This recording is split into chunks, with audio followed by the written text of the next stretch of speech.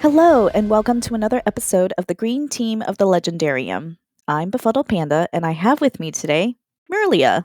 Hi, everyone. Hello, it's been a while since we've recorded an episode together. It has.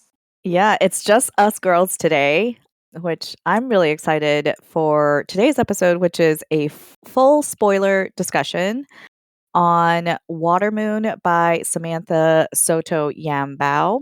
It is now released into the world. It was released in the US January 14th. Full disclosure, we had received an ARC from NetGalley to read ahead of its release for review, but everybody can read it now, and now we get to release a spoilery discussion.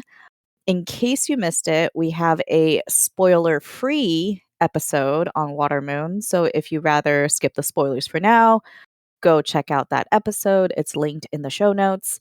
While you're at it, we would appreciate a like, follow, subscribe, or a rating of our little pod. Enough of that. Okay, Watermoon.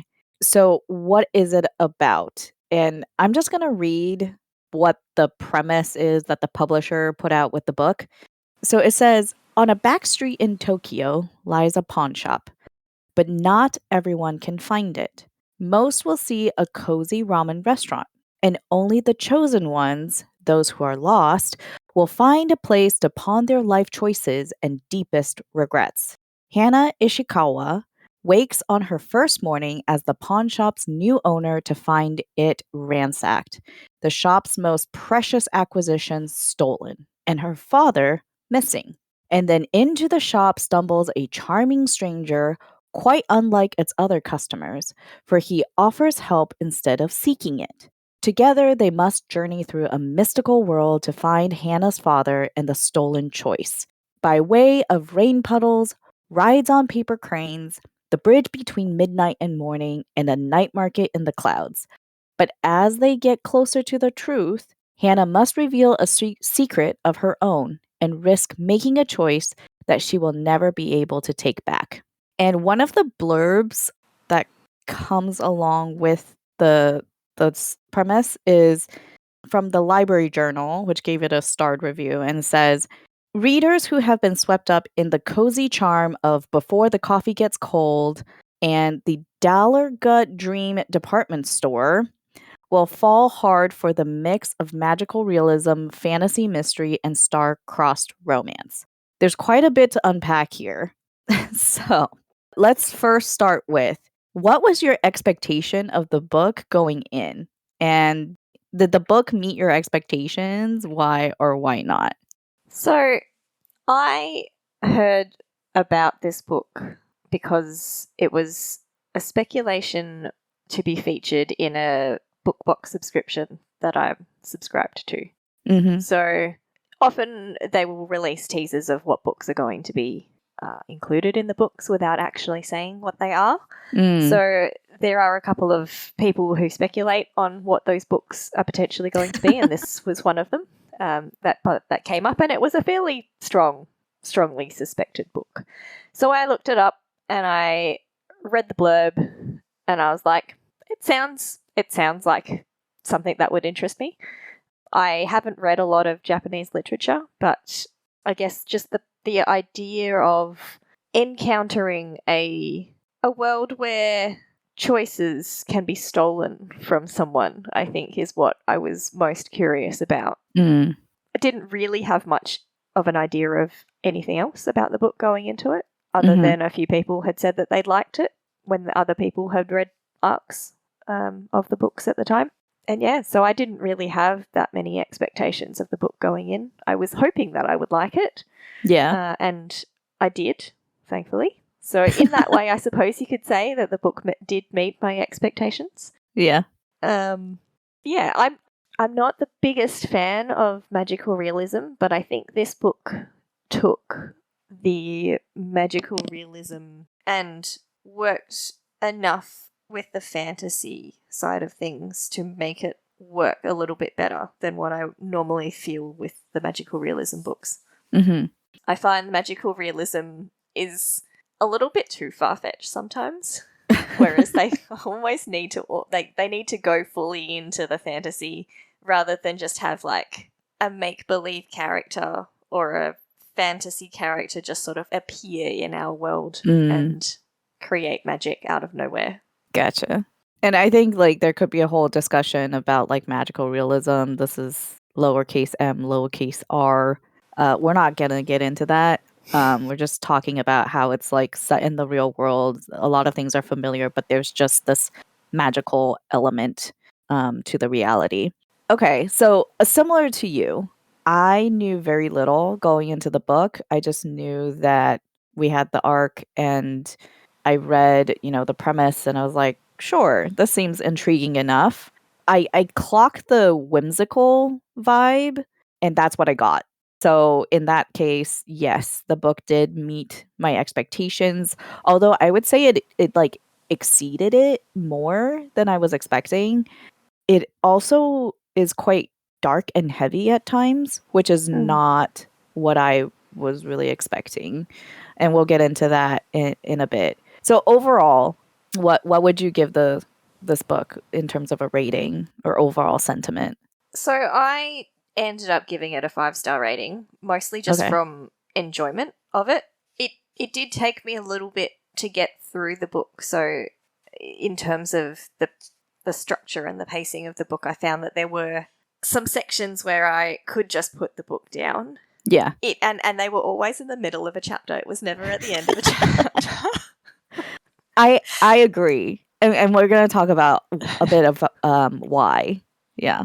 And I think the magical realism parts and bringing a character from our world into this world, which is essentially what one of the characters is, I think the connections that were made back to our world, I think kind of didn't ruin it necessarily, but I think they fell a little bit flat in terms of how it was done. Okay. For me, I gave it 4.5 stars. I did really enjoy it, and the writing style I really liked. I was kept interested, especially as you get to the end of a chapter. You're just like, okay, but I need to know what happens next. Yeah, she was very good about just leaving you with these cliffhangers at the end of chapters. It did deliver on the whimsical nature for sure. And I actually started because the arc was an ebook, and now that I have a physical copy, I'm rereading it and highlighting and annotating the parts that really stood out to me. There are quite a few like wonderful lines. This is a very dialogue heavy book too, which I wasn't expecting. And I think for people who would prefer more like in-depth like character analysis and like or character development, or really like rigid, more hard world building, like this is not the kind of book that they would like. And for me, the soft magic of it all was perfectly fine. Like I was just here for the ride. And I think the people who do end up enjoying this book tend to be the ones who are just like, I'm just here to go with the flow. I just want to know like what else is the author going to show me about this world? Yeah, definitely. Don't go into this book expecting an epic fantasy because it's definitely not that. Yeah. And it's not a full-on romance. It's not a smut book. It has romance in it. I don't know if I would necessarily say that the romance is an integral part of the story, but it definitely has a key role to play. Yeah. I don't know if I just contradicted myself with that statement. No, well, I guess the question to ask is, if it were just a friendship, right? If it wasn't actually a romantic relationship, would that have changed the overall story and the plot at all? To me, I don't think so. I think she could have made it work if it were a pure platonic relationship. I agree. So if you want like a really in-depth, passionate romance, like this is not it. But going back to who would we actually recommend this book to? Like it seems like there's a kind of particular audience that this book is more geared towards. Would you agree? Yeah, I definitely think so. Have you read a lot of Japanese literature, out of curiosity? I would say no. Like, I tried, so I thought it was really funny that the blurb was like, if you enjoyed Before the Coffee Gets Cold, because I tried to read that book and I did not like it. I don't know if it was like the translation or something, but the writing style of that and the storytelling of it, I just did not jive with. But I jived with this one. Right. I haven't read a lot of Japanese literature. I listened to an audiobook of a translation of a Japanese book that was a magical realism set in Japan. Okay. Called If Cats Disappeared from the World. Oh. It was an American translation, and I was a little bit ambivalent about how much American influence influenced the translation. Oh, okay. But other than that, I felt like the way the book was written and the style of the story was very similar to that. So again, I haven't read a lot of Japanese literature, but I felt like these two books felt very, very similar to each other. I see. In the magical realism side of things and the way that they were written, the cozy nature of it, and I suppose the dreamy aspect of the books. They were very similar. I actually, in hindsight, drew comparisons to some Western literature. So one of them is Neverwhere, which unfortunately is by somebody who is now very problematic, which is very sad because it is a very interesting tale and world. And then there is a similar one, but based in it's also based in London, called Unlondon by China Mieville, which is honestly, I think, written for a bit of a younger audience, and it's also quite dark. But that being said, I do think that Samantha Sotto Yambao did pull inspiration from like Ghibli, from like the Miyazaki world. Like My Neighbor Totoro is specifically mentioned in the book. Miyazaki is specifically mentioned, and in particular the cat bus from Totoro. Like when I was reading it though, I was thinking like Spirited Away. Yes. The vibes of it, the way that, K, I guess that's how you pronounce his name, was like experiencing the world, was very much like how the girl in Spirited Away was like experiencing with wonder and just like the like familiar but weird, the bizarre, that just like unexpected twist that you get. In the spoiler-free episode, I mentioned Everything Everywhere All at Once, which, Mirlya, you really gotta watch. I'm just saying. Okay. Sorry, I have not watched this movie. It's okay. But I do think you'll quite enjoy it. Again, it's like where it takes familiar things and gives it this ridiculous, unexpected spin. While Watermoon isn't as like funny and comedic, it is more serious, more dreamlike. I do think that people who like Everything Everywhere, like Neverwhere, London, Ghibli, those are the kinds of people who would tend to like this kind of book. I think so. I agree. It's definitely more of a whimsical, cozy, dreamlike book where you, as Panda has said, just have to go along for the ride. Yeah. Well, okay. Would you read anything else by this author? So this is the first book that I've heard from this author. When I read that she has actually written other books, I was kind of surprised. Mm-hmm. But that's, again, I think partly because over here in Australia, we tend to follow the UK. Okay. With their publishing. And so if there haven't been any of her previous books published by UK publishers, then it's quite possible that we would never have seen them in our stores. Yeah. My understanding is Watermoon is the UK debut, but when I was searching for a different book by her, it seemed like it was independently published, and the only copy that I could, one of the copies that I could find that's not from Amazon was going to ship from the UK, and I was like, okay. Yeah, I haven't heard of her previously.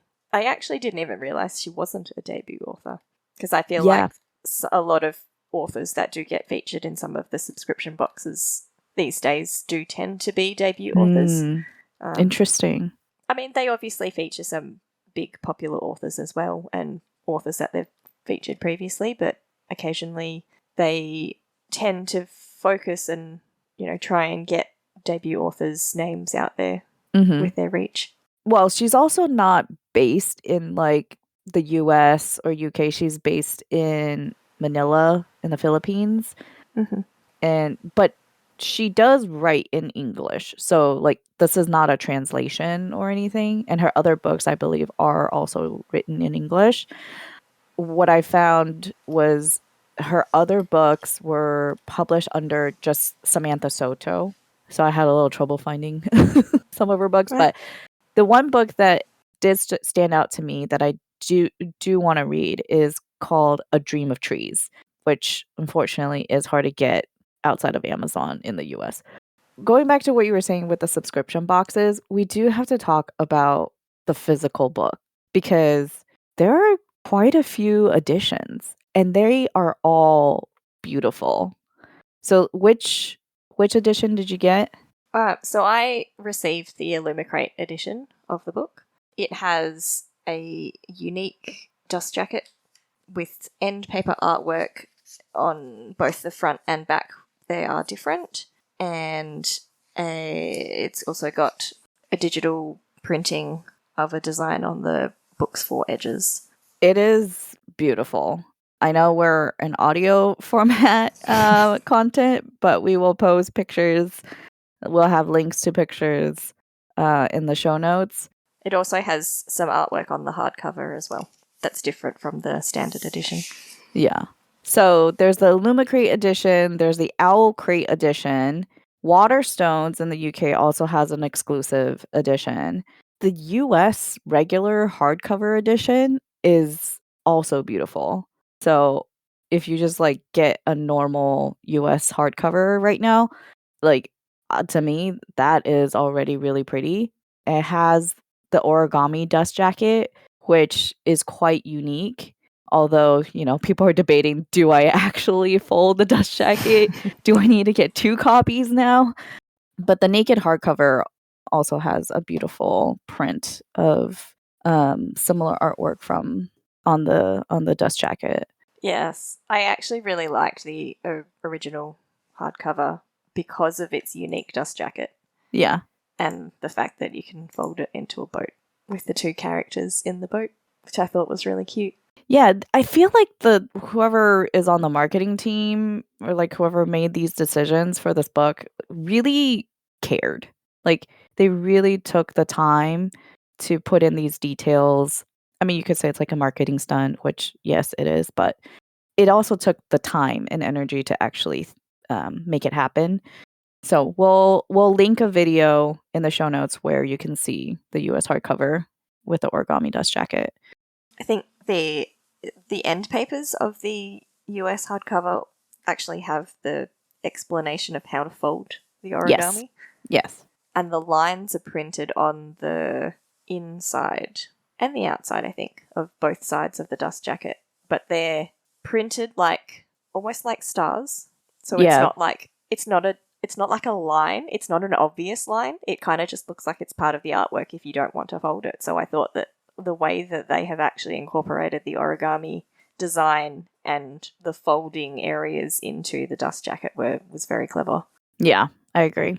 But also just the color palette that they chose for this book, I think is very representative of the vibe. It's the purples, the blues, the lavenders, these cool tone. It's just a stunning book, no matter which edition you get. Okay, enough about the physical book. Let's get back to the inside of the book. We talked about the writing style a bit, and you mentioned about like the pacing. There were times where, you kind of just paused reading. It was easy to pause. So let's talk about it. What did you think about the writing style and the storytelling, and what worked and what didn't? The author had a tendency to section out the way that the story was told. There are moments that are happening now, and then we get flashbacks, we get histories, we get memories, things that happened in the past, and then it's like some of them were their own chapter, and some of them were within the chapter. Yeah. And I don't know how the author chose when to put something in the chapter as opposed to outside of the chapter, because some of them, I think most of the ones that were outside of the chapter involved characters that were not the two main characters, whereas the ones in the chapter tended to involve the two main characters' memories or some kind of history for them. I don't know if it necessarily broke the flow because of the way that it was written. These memories were important information for the reader to understand why the characters are at a certain point and making these decisions and why it's relevant at that time. Yeah, if you prefer to just be really immersed in the world and like there are tons of descriptions and details and you kind of get to explore, this is not that kind of writing. Really, she gives you information like layer by layer. That's a good way of explaining it. Yeah. She'll introduce she introduces a character. I want to say like she doesn't give you all the details right away. It's like dripped to you. And so when we talk about the end of a chapter, it ends on a cliffhanger. For example, they're at the train station, right, where they just told a bunch of strangers their secrets. Cations asks like, "Oh, where to next?" And Hannah just replies, "The edge of the sea." Right? She like has this way of keeping things interesting by keeping things vague. And then the next chapter, right? She also uses actual like titles for chapter headers. The sky, the sea, and a song. Immediately, I'm like, my interest is piqued. The sky, the sea, and a song? What? So you know that they're gonna go somewhere with a sea. And then you see, okay, the start of the next chapter, it says that Keishan had been on the beach only a handful of times, blah, blah, blah. So now you know they're on a beach, right? And then it's this like moment where now we're focusing on the interaction of these two characters, where they're on this new setting and you're like, I want to know more about the setting, but at the same time they're just like having this like deep conversation about like wonder and like secrets and etc. Yeah. And it's a common theme throughout all the chapters, but we're also, as the reader, learning things as the characters are learning as well. Yeah. Right at the start of the book, when Kay enters Hannah's world, the very first thing, I think, Hannah basically says, "There are things I will tell you that will be hard for you to believe. You are free to change your mind about helping me and to leave anytime you wish." And then Kay says, "I think you might be underestimating my curiosity. I love puzzles probably as much as you do, maybe more." Kay is obviously from our world, Hannah is from her world. And the very last line of this chapter is, Kay says, "I chase invisible things for a living. I don't scare off that easily." Yeah. And then Hannah says, "Even if I ask you to listen to smoke." Yeah. And the reader is like, how do you listen to smoke? I want to know. How do you listen to smoke? Exactly. It doesn't make any sense. Exactly. Yeah. So that's how the author like strings you along, right? But then it's like layer by layer, because that's how pretty much all the chapters end. And one of the like common criticisms that I've started seeing in reviews is how episodic, how like it's chaotic. They're just jumping from place to place. To me, I actually really enjoyed it because the world itself was like a character. Like I was discovering, bits more information about the world based on where they're going, and what interactions that they have at each of the new locations. And each of the locations had their own they were all self-contained and they all had their own personality and their own reason for being. I thought that was an interesting way of creating the world. But it also has that same dreamlike aspect to it, where when you dream about something, you're in a location and then suddenly you're in another location. But how did you get there? I don't actually know. My dream took me there. Right. And I think the pacing, what I'll say is I've really tried hard to put into words how to describe the pacing, and I think it's like breathing. It's not a consistent pace. Like sometimes it's like boom, boom, boom, fast, and then there are pauses. So there's like inhales and there are exhales, and there are moments where you just like kind of hold your breath. And in the moments where you hold your breath, that's where it's like exploration of the interaction between these two characters. They're having these exchanges. It's very dialogue heavy, and it's not so much moving the plot along as exploration into a particular like theme or feeling. Yeah, and I think time doesn't really isn't I think time really isn't explored hugely in this book. They have a time frame where it's like the new moon occurs in 3 days. But yeah, like 2 days, yeah. that never really gets explored outside of that, and I feel like we have some descriptions of nighttime and then some descriptions of daytime, but it feels like as the days pass, was it a week? Was it a day? Yeah. And a lot I don't really know. in 2 days. A lot happens in a very, very short time, but it feels like it probably should have happened over a longer period of time than it actually did.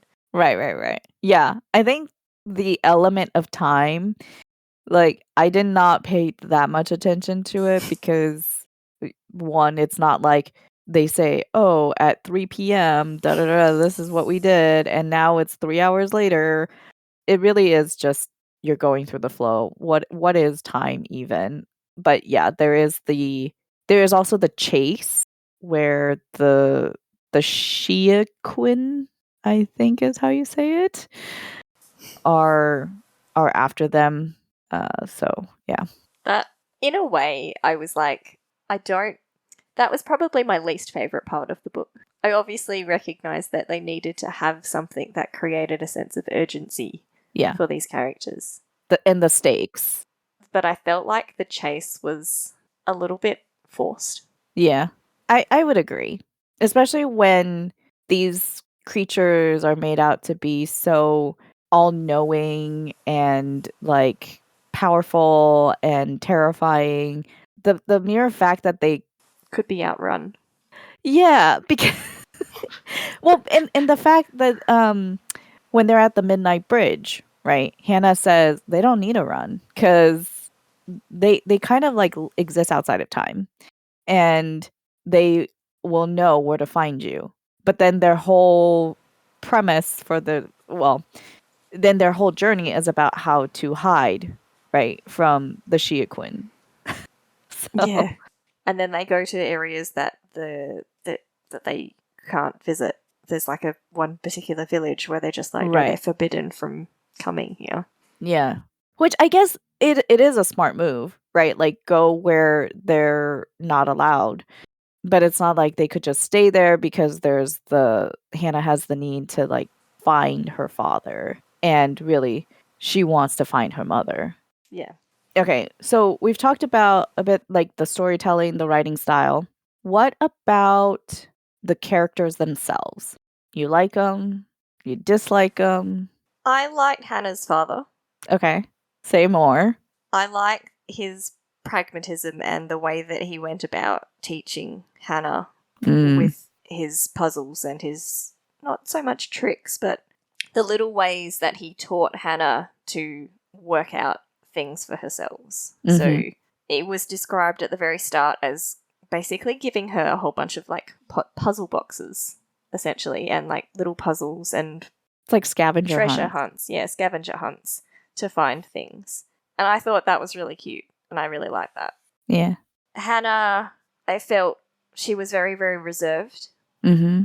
And it was hard to get a read on how she truly felt, because I guess that probably stems from how she was brought up to be the new proprietor of the new owner of the pawn shop by her father, and what the pawn shop represented for their world. And I think that as a result, she developed a very, very reserved nature, and was quite difficult to get a read for. But I think that was also intentional because she had secrets that the author didn't necessarily want you to know until it was revealed. But also because, like, her training as the pawn shop owner, her father explicitly told her that she couldn't get emotionally attached to the clients because empathy is bad for negotiation. In that sense, it's like she is a product of her upbringing and the purpose for basically like what she's fated to do. Right. Yeah. And honestly, right, she didn't really have a normal childhood where she got to explore and learn and play with other kids her age. It was just her dad, and the puzzle games that he created. So to me, it made sense that she was more stilted as a character. And I think the point is through the interactions with Kay, she begins to open up more. And by the end, like she's almost a different person.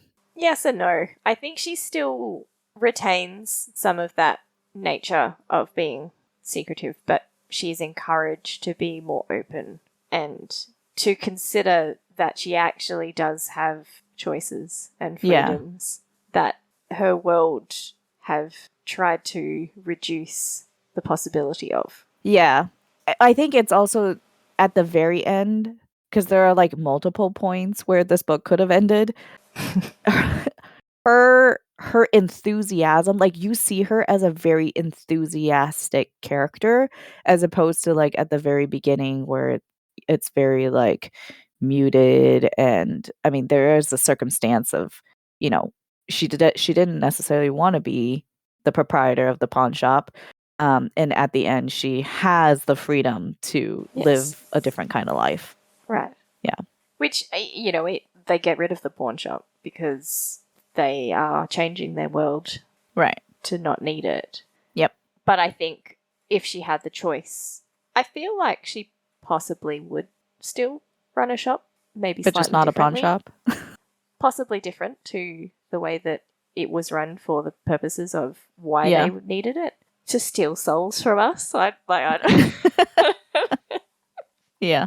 Well, I guess part of it is we don't really know how the magic works in this world, and I mean it is all like quite vague. The author chooses to explain certain things when it's meaningful for the plot, for the character, for whatever is like she wants to happen. So if that's like not your jam, totally get it. But overall, I think it's soft magic. Yeah. So what did you think of Keishin? I think that the characters themselves are not particularly complex. And I say that because Hannah represents a life that is just foretold and has a set path. Everything she will do and experience is known, is set, you know, there's fate. And then Keishin is like the opposite.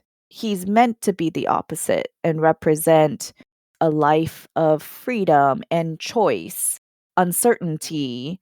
I think there is a theme where it's this dialogue of, is it an illusion of choice, or in Hannah's case, is it an illusion of fate and a set path? It kind of shows, you know, from both sides, the perspectives from both sides. And I think Keishin saw a bit of himself in Hannah in terms of the similarity of having lost a parent while they were young, and he wants to help her because, you know, like what really is his motivation? I think he wanted to help her because he wished someone would help him. Right. So he's giving her what he wants for himself, which he has control over. And in in some ways, like, he's projecting onto her. Mm-hmm. Overall, like, what you were saying about learning about the world, it's really through Keishan's eyes because he doesn't know. And so he's like the reader insert. And in our world, kind of depending on what your philosophy is, we have freedom, we have choice. We can decide whether or not we want to go down certain paths. Perhaps in our own minds, we're having this discussion of, am I just fated to go on a certain path and I just have this illusion of choice, or do I really have freedom? What did you think of him? He was written in as a scientist, as a physicist who is studying neutrinos and chasing neutrinos. Yes. He has a little, I want to call it, it's not quite a mind palace, but he has a little place that he goes to, which is a little restaurant. Was it a restaurant? Yes, it's an Indonesian restaurant where he meets up with his like old mentor, Ramesh. Yes. And they just talk through problems. I guess you could say that he uses this as a way to rubber duck his issues, but internally, because this is all happening within his mind. And I'm kind of like, has he always had this little mind palace that he would use in our world?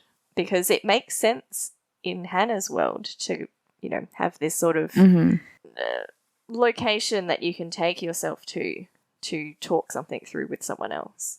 But in, like, as someone from our world, as a physicist, as a scientist, I thought that it was a little bit odd. Okay. I mean, obviously everyone is different and there's a lot of neurodivergence. And I'm sure that there are people out there who do have friends that they would talk to in their mind who would give them advice and suggest things to them. And perhaps this is one way of organising thoughts that I am not, that I don't use myself. But I thought that the way that they interacted is that, like, Ramesh had his own personality. That was obviously his mentor's personality, but it was, I don't know, it was a very interesting way of thinking through and explaining situations. I think it's like a window into what he's thinking, right? A window into the internal workings of this character. To me, it was a couple things. One, he has some trauma that he's working through with the death of his mentor friend Ramesh, where he talks about, if only I had gotten to you sooner, perhaps you would still be alive. How can all these people have just like stood by when you were getting assaulted? Like, we don't really know a ton about that situation, but we know enough where, like, it's left a mark on him, which is understandable since they were fairly close. And he misses his mentor and friend.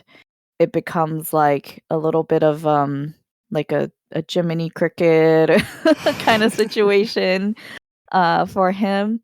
And I think the fact that he is a scientist, a physicist, well, I would say he's more in like the theoretical physics realm. He even says, like, I study invisible things, right? Yeah. It's not too surprising to me. Like, it's not a misalignment with his character to me where, he sees like this whole new world, and instead of rejecting it, he's like, okay, this is different. This is not what I believed or expected. Let's see what else there is. Like, he's leading with curiosity, right? He wants to know more, which, like, that would be amazing. I think there are types of scientists who are very rigid, like, this is the law, how can this happen? But I think he does provide some context where it's like, the world is just full of mysteries. We thought that one thing worked a certain way decades ago, and then all of a sudden, because he was talking about the neutrinos, right? Like the discovery of them and how people just like thought one thing, and then all of a sudden they find a discovery, and now the world is different. Like their beliefs, the laws are not quite the same. Sure. And so I think he just is applying that kind of thinking to this magical world that he's now experiencing. Yeah. And he places a lot of trust in Hannah. Yeah. Right from the very start, which I think plays into his character, that needing, because he's a little bit lost. Yeah. Which is how he found the pawn shop. And I think there's a quote that his mentor says in his little mind, that he's never really fit in anywhere. Yeah. And I think that finding the pawn shop and finding Hannah is sort of, it was needed at the time in his life to find a place and find something that he belongs to, or that he's obviously interested in finding the neutrinos and researching this. But it's like discovering the unknown, but there's not necessarily anything at the end of it. Like, what comes after that? There's nothing. He doesn't really know what's after that. Like, if they ever find what they're looking for and prove what they're looking for. Yeah. I think some people it's about the journey. They really do it for the experience of the journey and not so much like the destination. I think there's a nice quote about that from this book. Yeah. Arriving at one's destination is never promised, only the journey is. Waiting is part of the journey. There you go. Speaking of quotes, I think we each have a few. One of the things that I liked is this idea of, because like why is it called water moon, right? It's about this concept of the moon being reflected in a pool of water. I guess in Japanese culture there's like specific ponds, but it's about what you can see but can't touch. And there's a quote towards the beginning of the book that says, "The most desirable things were the ones that you could see but never touch." And I think there's just like a quality here where for Keishin, he desires that belongingness. He feels he was rejected by his mother, and he's not over it. He's processing it still. I think he didn't necessarily get rejected by his stepmother, but I think his stepmother, there's a point later on in the book where it shows his stepmother basically, I think his father passed away. Right. And his stepmother came to him and said, "Let's stop pretending. We have never really been that close. Right. So you go do your own thing and I'll go do mine own thing and we never have to see each other again." Isn't that brutal? That is just like so I guess like she's honest, but it's also quite cruel, you know? Yeah. Like, he's got really nobody else to call family, and you're just like, you know what? Why don't we just part ways? So yeah, he's got some issues he's working through. And with Hannah, part of it is like that there is this attraction that gets explained towards the end of the book about how they're both, how would you describe it? Well, they're basically both stolen choices. Right. Yeah. And so I guess like he has that affinity to be attracted to Hannah in this sense, right? She's so different. He's like, wow, I can like he wants to explore to having this relationship with her. I think he also needs that. It's that sense of family and the sense of belonging and the sense of someone who actually cares about him, which he's never really had through his life. Yeah, except, because like even with his father, right? His father was quite upset when his mother left. But then he still has quite an optimistic attitude. Mm-hmm. Despite all of the hardships that he's gone through. I think it's a coping mechanism. He says to Hannah, "What's wrong with failing or wanting to make things better? Just because things have been done a certain way doesn't mean that's how they should always be. And if I fail, so what? That just means I'm eliminating a wrong turn and getting closer to the right one." Such a positive attitude. So we were talking about freedom as well. I mean, I guess that is true because, like, when you have freedom, you can make quote unquote the wrong choice, right? You can experiment, you can try things differently. You know, it's not just like every step is planned out. Hannah says to Keishin when she stops him from being tattooed by the tattoo artist, the Horishi, she says, freedom. Knowing your future would have stripped you of every choice, every chance you could have turned left instead of right. You would lose the ability to dream and hope, to wish for an outcome other than what is written. Which I think this is actually really interesting because she says you would lose the ability to dream and hope. And something that I think is quite missing from this magical world is like art and literature. Everything that they have is from the other world, the like real world. So like people are consuming jokes from conch shells. They're like buying other like, you know, people's memories, right? Cuz they don't have the freedom to try to imagine, or at least they're conditioned to think that they don't have the freedom to try to imagine anything different. So I thought that was really interesting. Yeah. I mean, they do have an element of artwork with that village, the village that creates the sky. That's true. But they're painting they're painting the actual like what are they? What do they paint on the kite? Do they paint people? They paint hopes. They paint people's hopes. Yeah. No, they. Hang on. There is something. I would have to find it in the book to figure out exactly what it was that they find. I was just also looking at the title for part 4 of the book, or the little quote that's under part 4, which is fall 7 times, stand up 8. I don't get it. Like if you fall over 7 times, you don't just stay falling over. Yes. You stand up. Don't stay down.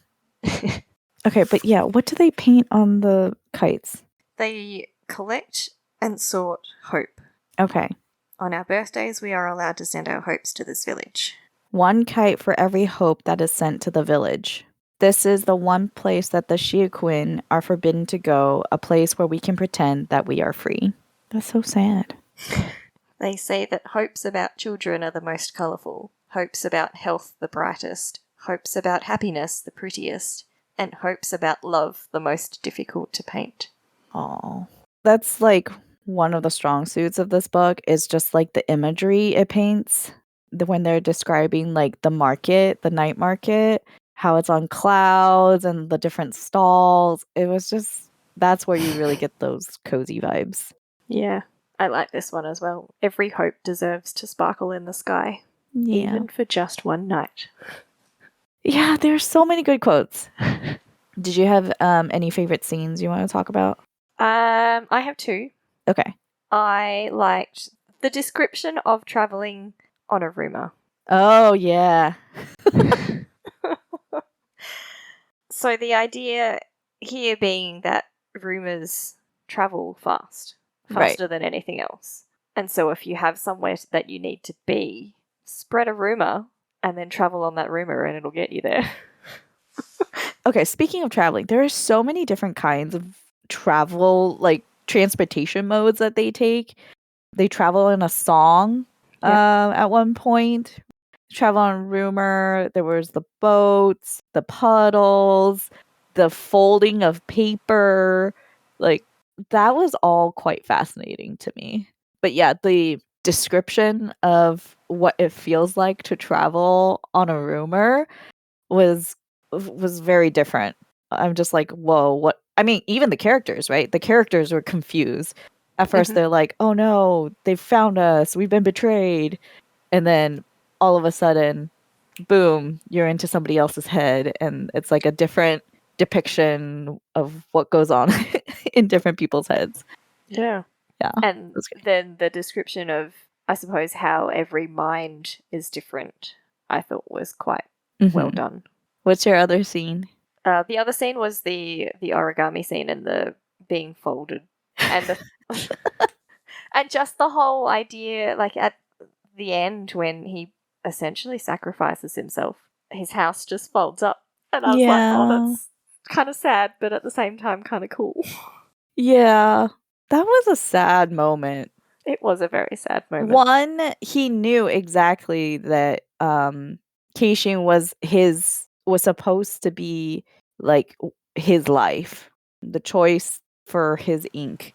And then second, Hannah has chosen Keishin.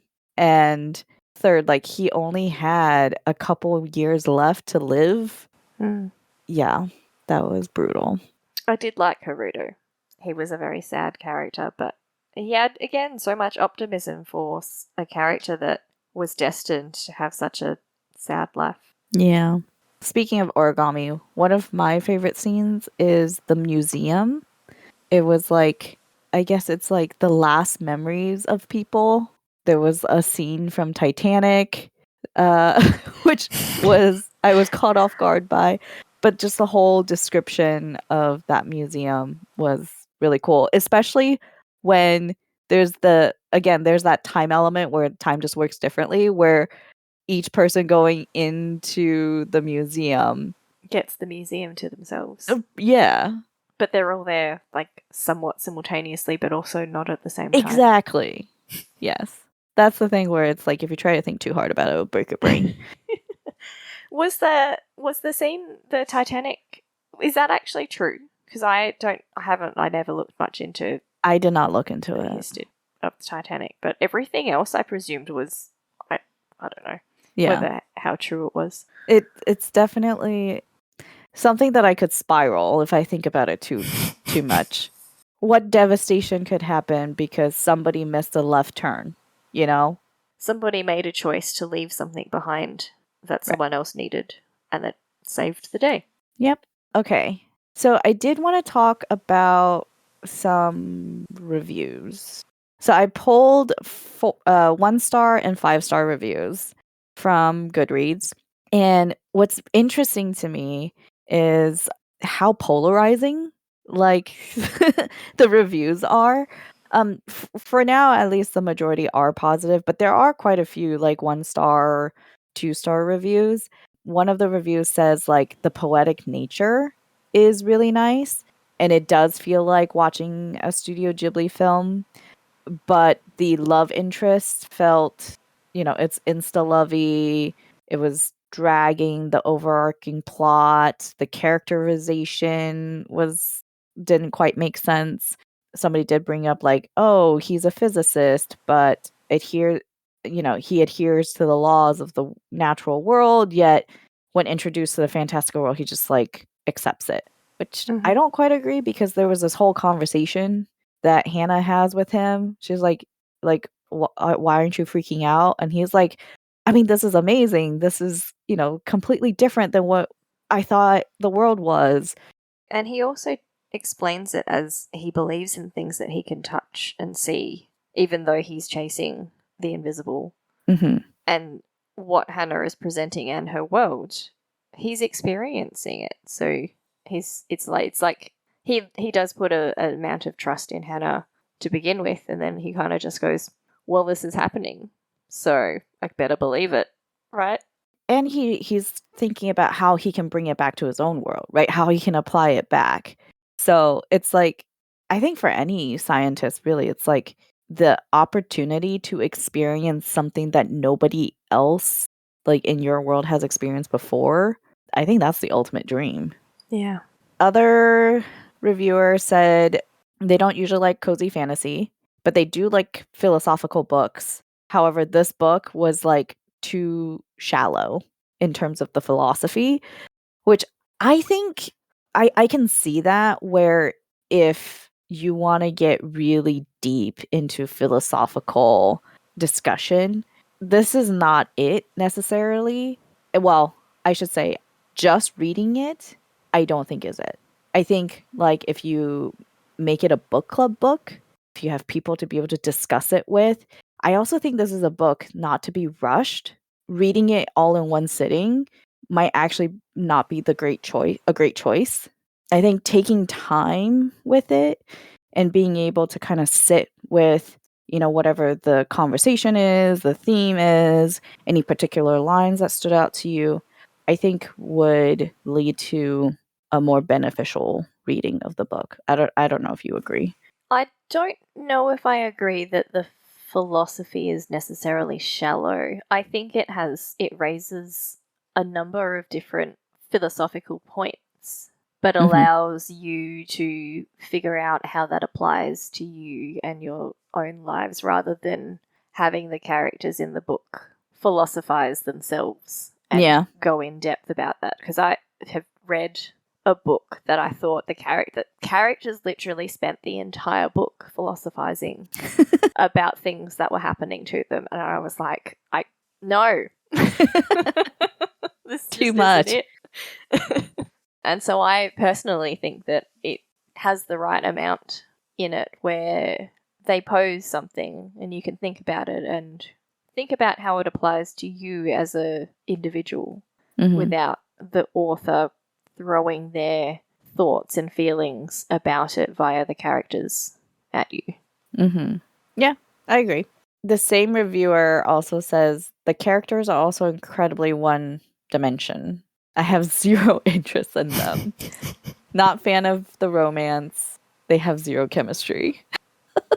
I mean, there's that small amount of thought process where, this book is all about choices and freedom but also to some degree fate. And I feel like these two characters have been fated without them realizing it. Yeah. Yeah, the blurb did say star-crossed romance. So in terms of, I get, we had the discussion that this book could probably have done better with a platonic relationship versus a romantic relationship just as well. And it is very insta-lovey, particularly on Keishin's part. Yeah. And I think that rather than saying they have zero chemistry, they have a lot in common, which doesn't necessarily equate to chemistry, but can be the foundation of a good relationship. It's having things in common. Yeah. And actually, if we really want to get more scientific, there have been studies done where it's shown that heightened stress and high adrenaline situations tend to correlate with more romantic outcomes. So an example given is if you go bungee jumping on a date, the chemistry that's happening in your body with that adrenaline rush, that intensity would lead to, basically the study shows that more relationships are born from that kind of experience than okay, we're just going to go see a chill movie as a date. And so the fact that they're in this life or death kind of situation, going through this journey together, I mean, for them, right, for the character, the stakes are real. There's this intensity, and then you're literally with this person 24/7. I think the close proximity kind of thing does breed certain kinds of feelings. Definitely. I think I do, to some degree, the relationship is probably one of the weaker points of the book. Yeah. Well, another reviewer says, author clearly couldn't decide if she was writing a whimsical Studio Ghibli-inspired novel or a trashy, run-of-the-mill, smutty YA book. And I was like, I guess because there's that one scene, I would not call it trying to be a trashy, run-of-the-mill, smutty YA book. I don't. There is one scene in a ryokan with an onsen. Yeah. And that's it. And it's not, it's almost a fade to black scene anyway. Did that scene take you by surprise? I don't think so. I think there is that section which I think this reviewer has mentioned in the next sentence. 1 minute you're reading about beautiful birdsong and jumping through puddles into magical realms. Next you've got her in his mouth. Mm-hmm. And I think there was a point where there was a line where I think he had, I can't even remember the exact words, but it was basically in his mouth. And I was kind of just like, that did feel a little bit out of place. Specifically that, but the actual overall scene itself didn't. Yeah. Okay. I think maybe I would prefer if it wasn't a romance and it really was just a platonic relationship. I think that probably would have worked better for me. But in terms of like the harshness of this criticism, I'm like, eh. Yeah. I saw the relationship coming right from the very start, so it wasn't a surprise to me when it happened. Yeah. Yeah, I agree. Okay, enough of the negativity. The 5-star reviews. Let's see. Somebody actually said, this novel put me to sleep in a good way. It's whimsical, the dreamlike fantasy, etc. I mean, I would say I did not read this in one sitting. It definitely took me quite a bit longer to read it than anticipated, especially given that it's like under 300 pages or about 300 pages. But I like that I took my time with it. It didn't really put me to sleep, but it's also like, yeah, at times it was just like a nice cozy read. I definitely found, I think partly because of the pacing, that you could take your time with this book. It Yeah. isn't something that I would recommend that you try and finish in one reading, one sitting. Take your time with it. Yeah. Let it sink in. Somebody also said, Watermoon brought to mind Spirited Away, Howl's Moving Castle, with a dash of Your Name and Millennium Actress aesthetics. I've never seen Millennium Actress, so I don't know what that is. But they did say it's like watching a spellbinding anime, which each scene vividly came to life in my mind. And I think that's the key. Like, it's a very visual book, and I would love to see an adaptation of this in the like Ghibli vein. I think would work really well. I'd be interested to see how someone who has aphantasia would appreciate this book. Yeah.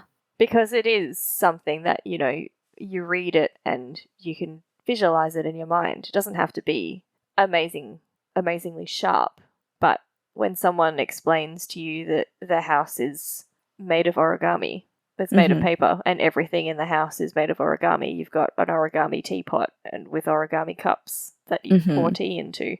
Like, you can see that in your head, but if you've got aphantasia, you wouldn't.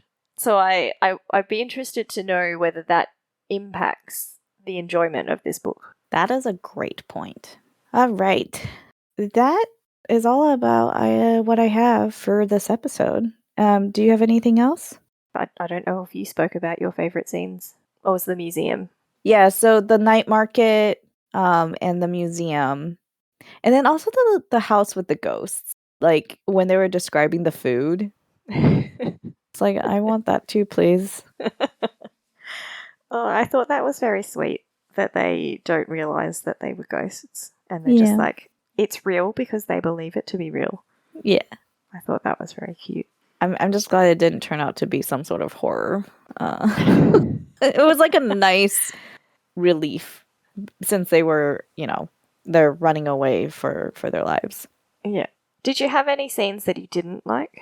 I think my qualms with it are similar to what you said about the Shiaquin.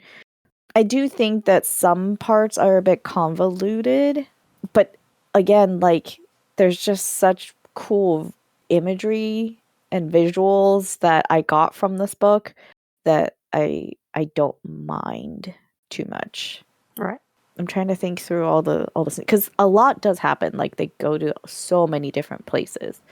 Oh, there was one part that I noted and was like, this is kind of meh.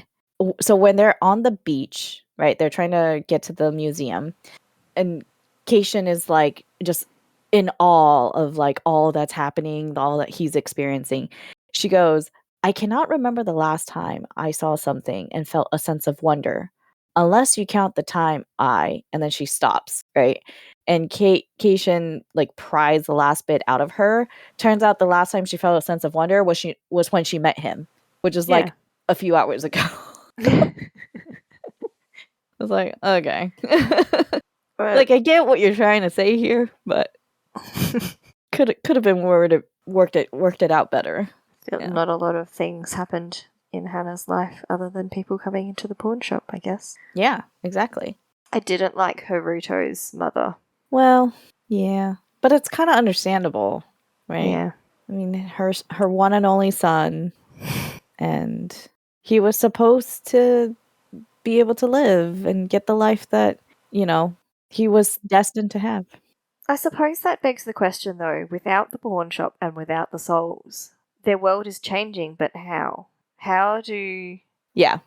the children who don't have any souls, who used to be basically transformed, what happened? Like, how do they live now? I don't know if there will be a sequel. I don't know. But I can try to conjecture like what I think happened in their world. I think they realized that they could make their own future and choices. It's basically they become self-sufficient in their world. The part where like the babies that don't get inked, they're like taken away and buried, Alive. which yes, I that is horrific. I think it's about nurturing and showing them love and compassion and like treating them no different and not relying because the whole inking thing was like This is your control. future. Yeah, this is your future that's laid out for you. Right. And so now it's like living in a world where not everything is laid out for you. You have the option, you have the choice to become whatever, do whatever. And I think that it was interesting because the way that they had described it originally was that they had seen the choices that people make in our world that have led to mass destruction Mm-hmm. and said, we don't want to be like that. So we're taking away your choices and Mm-hmm. your futures are laid out for you. And I think that whilst all of the people there seemed content with their lot, Mm-hmm. mostly, you got glimpses of the odd few who perhaps thought that there was something better, that they desired something better. I think perhaps like the porters, they were always the messenger, like delivering, the goods that people have purchased, but never like being the owners. Mm-hmm. And that was their lot in life. But perhaps now, with the changes that are happening in the world, they can experience these things that they weren't allowed to before. Right. So, in your discussion, your spoiler free discussion, you mentioned the ending Yeah. and not liking it very much. Did you want to go into that at all? We can, yeah. We find out, right, that Keishan's mother is the lady that at the beginning of the book that came in and pawned her regret, where she was supposed to meet up with her like lover at the ramen restaurant, but then at the last minute she chose not to. They then end up at the end of the book, they do meet. And they start trying to establish a relationship. I guess, like, so he finds his biological mother. I don't know whether or not they started trying to establish a relationship. I read that as they didn't realize that they were actually. Oh, no, you're right. You're right. Sorry, I misremembered. So, yeah, so he is at the ramen restaurant, and there's this lady next to him eating ramen, and she's, like, talking about, oh, my child would be, like, your age or whatever, and, like, kind of filling him in on her life. And it turns out, like, that is his mom. It's been a little while, so I've forgotten. But I think that I think he knew, but possibly she didn't. I'm not sure. Or maybe they didn't. Because then in the last chapter, Mm-hmm. I believe it actually specifically says that it's his mother was on the phone to him. It says, Keishin, make sure that you do not eat anything spicy before your flight. Takeda Izumi said from the other end of the line. Yes. And she was his mother. Whereas prior to that, the chapter before, he just repeated the name he had read on her name tag. But I don't know if at that point they realized that they were talking about each other. Okay. Yeah, so chapter 61, The Last Bowl of Ramen. A woman wearing a strand of cheap plastic pearls took the empty seat next to him at the counter. And then they basically end up having this interaction her name tag had fell out. He picked it up and handed it back to her. She's like, "Thank you. You look very familiar. Do you come here often?" And then he was like, "No, I live in Gifu." She's like, "Oh, that's a long way to go, like to come for ramen." And then they start having this conversation. I mean, the woman in the scene is not named. Until the end. Yeah, as a reader, you're like, okay, I think I know who this is. Like, they have a really good interaction, and she goes, "Any mother would be lucky to have a son like you." And he goes, "Even you?" And she says, "Of course, very lucky. A mother's joy is raising a son who is considerate and kind even to people he doesn't know. It is a happiness that I gave up my right to know, and so I am grateful for the rare times I catch a glimpse of it." They basically say goodbye, and that's when he says, "Have a good day, Takara-san," repeating the name he had read on her tag. It also says he had expected his mother's name to taste bitter, but it did not. Maybe in time, he thought, it might even taste sweet. I hope that we meet again someday. So he knew that it was her. So that's like a possible ending to this book. And then it keeps going. 5 years later. And it's like, because at this point, right, like Hannah and Keishin have separated. Hannah never came back with Keishin. Right. And so, they're just like, he's in the store again, the convenience store, and he's looking at the ramen. So it's like a replay of a scene that was there earlier in this book. And then, yeah, there's the phone call. He calls her Okasan, so that means mother. So at that point, it's like established, okay, they have reconnected. Then at the very end, Hannah pops up. So the time frame that occurs between when Keishin was last in Hannah's world, there is a 1 year later chapter, which is chapter 60, and he has his little mind palace with Hannah. There is chapter 61, which is the ramen restaurant. Mm-hmm. And then chapter 62, which is 5 years later. So there's been like 6 years. Yeah. There's like 3 endings here. I don't know. I don't know whether or not I would consider the ending rushed. I don't know that the ending was necessarily done well. I think that it possibly came from the rushed nature of the relationship that was put in. And I think it would have been nicer if it was a platonic relationship as opposed to a romantic relationship, which it kind of, with the initial 1 year later chapter, it was like seeing Keishin just moping.